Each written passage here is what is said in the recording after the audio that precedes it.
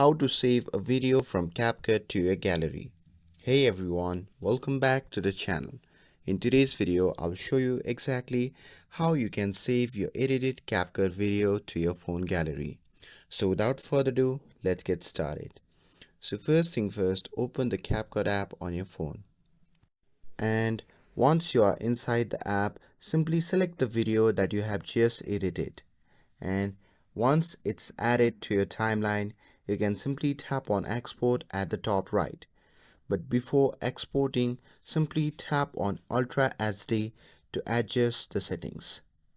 Now here at the resolution, set it to 4K for the best quality.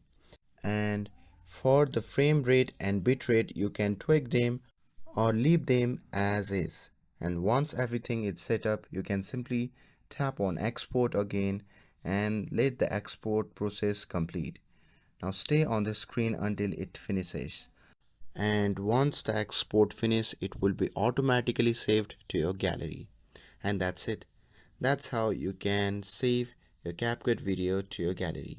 With this, if you found this video helpful, then don't forget to like, share and subscribe to get updated for more videos. Thanks for watching and I'll see you in the next video.